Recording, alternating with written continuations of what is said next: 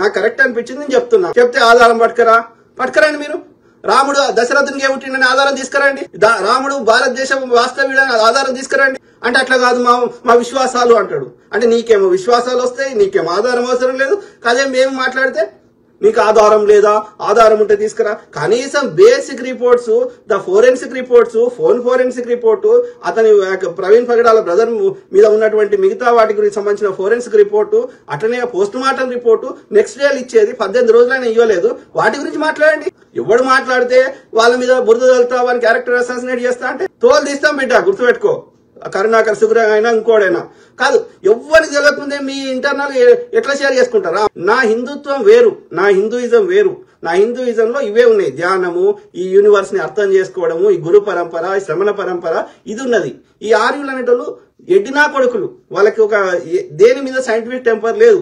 గుర్రాన్ని కోసుకొని తిను, యజ్ఞాలు చేయి, ఆగాలు చేయి, అన్ని బలి, ఈ కాన్సెప్ట్ ఉంది వాళ్ళది. ఈ ఆర్యులకు సంబంధించింది ఏది హిందూయిజం కాదు. అది బ్రాహ్మణిజము, అది మనువాదము, అది ఆర్యుల యొక్క సనాతన ధర్మం. That has nothing to do with ఆ యొక్క ఇండిజినియస్ పీపుల్, అంటే మూలవాసుల యొక్క ఈ సనాతన ఈ యొక్క హిందూయిజం. ఎంతసేపు ప్రతి అంశాన్ని హిందూ ముస్లిమే తెస్తారు. చెప్పండి మిత్రులారా, మోడీ అనే మూర్ఖుడు ఈ వక్ఫ్ భూములు అంటే ఇప్పుడు కాదు, భూస్వాముల దగ్గర భూములు లేవా? బ్రాహ్మణుల దగ్గర అగ్రహారాలు లేవా? ఎవరో ముస్లింస్ వాళ్ళకి ఏ కారణం చేత అయినా సరే వాళ్ళ యొక్క ముస్లిం కమ్యూనిటీకి హెల్ప్ చేయాలనుకున్నప్పుడు వాళ్ళు ఆ యొక్క వక్ఫ్ బోర్డుకి ఇస్తారు, ఆ మసీదులకు ఇస్తారు, ఇంకో దానికి ఇస్తారు. ఇచ్చినప్పుడు ఆ భూములను కాపాడే బాధ్యతను ఈ వక్ఫ్ బోర్డు తీసుకున్నది. దాంట్లో ఎవరికి వచ్చిన నష్టం ఏమైంది అంటే, ప్రతిపక్షాల దగ్గర డబ్బులు ఉండొద్దు, ఈ యొక్క అన్య మతస్థుల దగ్గర డబ్బులు ఉండొద్దు, హిందువుల దగ్గర డబ్బులు ఉండొద్దు. ఎవరి దగ్గర ఉండాలి డబ్బులు? దేశ సంపద గుజరాతీ నాయకులు, గుజరాతీ వ్యాపారులు, ఈ బీజేపీ ఆర్ఎస్ చెందిన బ్రాహ్మణుల దగ్గర. అంతేనా? బీజేపీ ఆర్ఎస్ఎస్ లో 90% పదవులు, 99% పదవులు ఎవరికి ఉన్నాయి? నిర్ణయం చేసే పొజిషన్ లో బీజేపీ ఆర్ఎస్ఎస్ లో ఎవరున్నారు? ఆర్య బ్రాహ్మణులు తప్ప. ఇప్పుడు కాంగ్రెస్ కి గానీ ఇంకో పార్టీకి గానీ ఎన్నికలు జరుగుతాయి. వాళ్ళ యొక్క మెయిన్ ఎన్ఎస్సీఐ గానీ ఇంకోటి గానీ. ఆర్ఎస్ఎస్ లో ఎప్పటివరకు ఎన్నికలు జరగలేదు. ఆర్ఎస్ఎస్ చీఫ్ ఎన్నుకోవడానికి సంచాలకులని ఇప్పటివరకు ఎవడు మోహన్ భాగవత్ గానీ, సుదర్శన్ గానీ, లేకపోతే గోల్వాల్కర్ గానీ, హెడ్గేవాకర్ గానీ అందరు బ్రాహ్మణులే, ఆర్య బ్రాహ్మణులే. గోల్వాల్కర్ అయితే 30 ఏళ్ళు ఉన్నాడు దానికి అధ్యక్షుడిగా. ఎన్నికల్లో గిన్నికలు. ఇప్పుడు మోహన్ భాగవత్ కూడా 10 ఏళ్ళు అయింది, ఇంకెక్కువైంది. ఇదేమి అరాచకం అంటే? ఒక డెమోక్రసీ లేదు. బీసీ ఎస్సీ ఎస్టీలు జమ్మికత్తులు పొరగాను తప్ప, కింది స్థాయి తప్ప ఒక్క డెసిషన్ మేకింగ్ లో ఎక్కడా లేరు. ఇక బీజేపీ పరిపాలనలో కేంద్రంలో ఉన్న అన్ని శాఖలలో మొత్తం 99% అంత బ్రాహ్మణులే ఉన్నారు.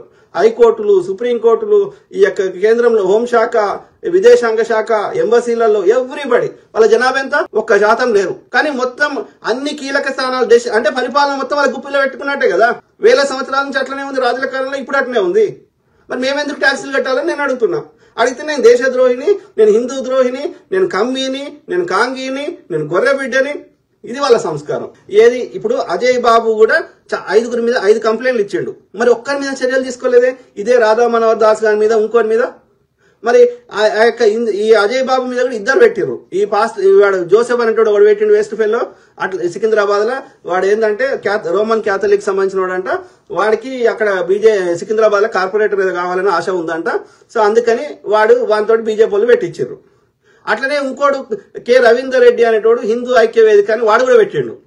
మా రాముని మనోభావాలు దెబ్బతీస్తున్నాడు సిగ్నేచర్ స్టూడియోలో కూర్చొని అని సిగ్నేచర్ స్టూడియో మీద ఈ అజయ్ బాబు మీద పెట్టిర్రు.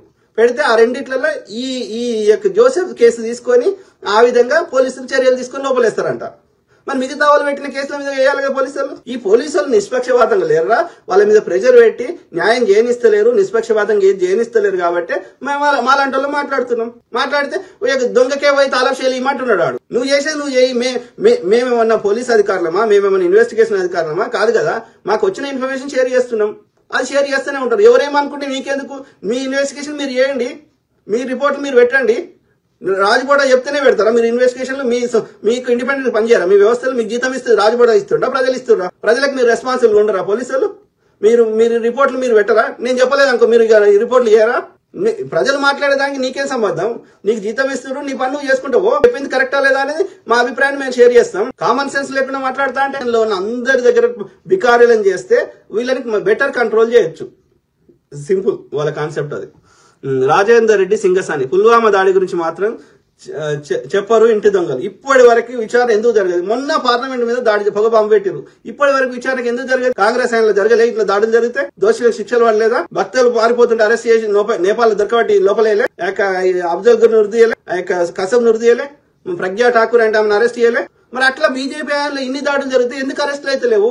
ఎందుకు విచారణ జరుగుతలేదు? విచారణ జరిగితే వీళ్ళే ఫస్ట్ లోపల ఉంటారు కదా, మీద వాళ్ళు చేసుకోరు కదా, అంటే అక్కడే దొరికిపోతున్నాడు కదా.